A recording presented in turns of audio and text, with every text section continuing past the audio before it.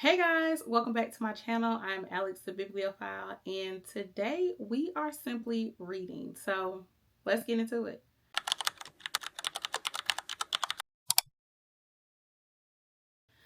All right, so I talked about how I really just do audiobooks, but one of my goals for the remaining of the year is to pick up more of my physicals. As you guys can see, I have a whole lot of physical books behind me. I have more on my other bookshelves that are kind of out of the camera sight. And I want to get into actually picking up a physical book and reading it. The reason I have not been able to really just do that is because life is always just so busy for me. But this year I have a college student. Like, she's going to college next month. So I will have a lot of free time on my hands. I will be an empty nester. And with that being said, I want to pick up physical books and actually read them and just relax in my book room and just kind of have that time to myself and flip through the pages. Again, I still love my audiobooks, so they're not going anywhere. I will still be listening to an audiobook majority of the day. But the first physical that I want to read is what was on my July hopeful list. And that's this book that I picked up. It still has the sticker on it because I didn't want to take it off yet, but I'm going to get around to it. So this is Master of Poisons by Andrea Hairston. I'm sorry if I said that wrong. So Andrea Hairston. I picked this book up, like I said, because the cover just literally hopped off the bookshelf at me. And I was like, that looks like an interesting read. And so she's thick. She's like, let's see. She is over 500 pages. She is a little bit over 500 pages. Looks like about 510 pages.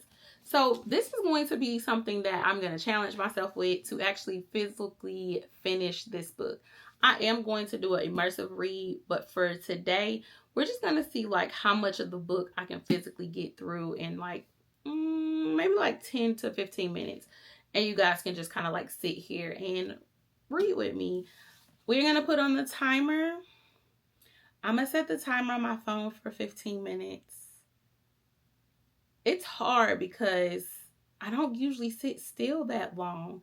So I know it's going to be a challenge, but I think eventually I'm really going to enjoy being able to just relax and read physical books. So I'm going to hush. We're going to get started. I'm also going to be listening to some instrumental as I read. So let's start.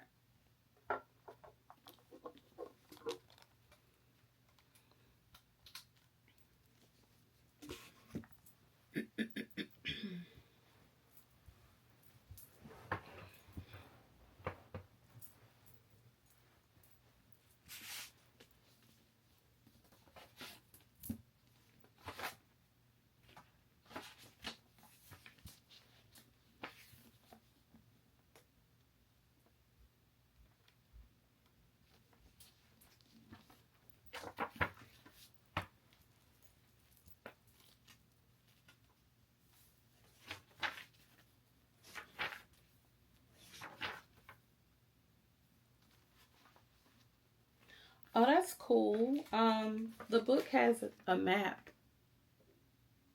Again, I talked about how this was an African folklore fantasy, and so it has a map in the beginning of the book.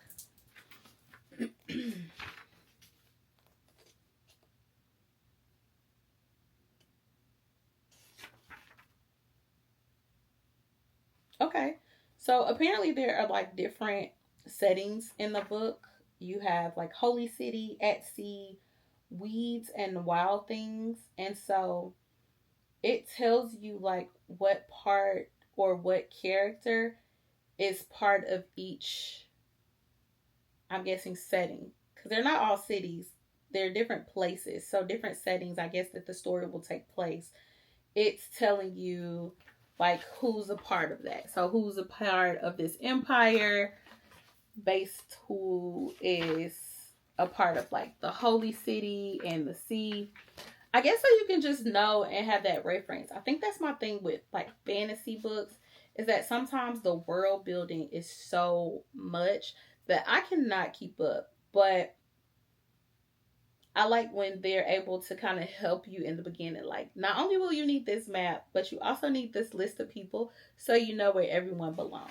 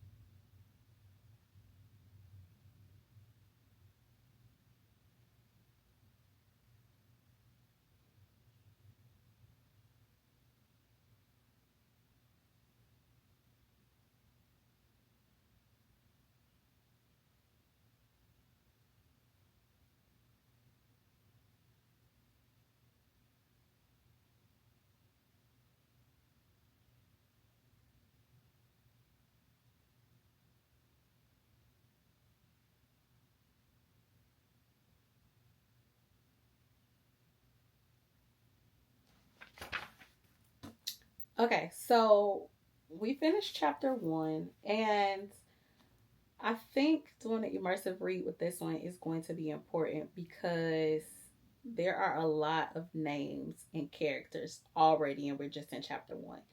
And because they are like African folklore based, I don't know how to pronounce all these names. And I don't know about y'all, but when I be reading these books, I pronounce the name how it sounds to me.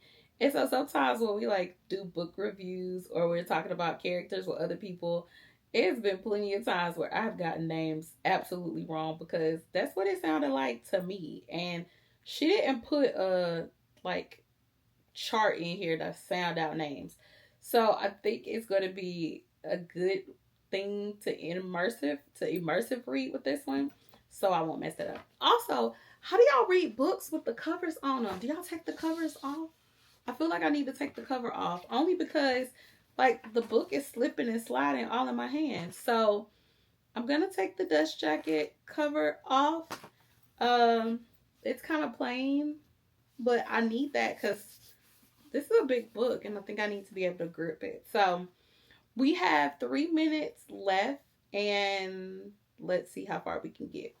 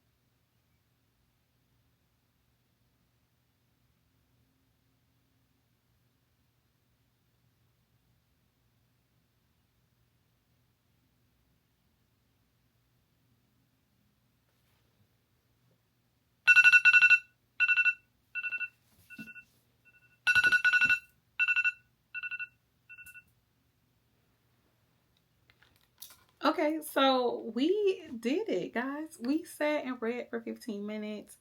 We are almost to the end of chapter 2. So far, I am really interested in this story and just to see how everything that I've read so far connects.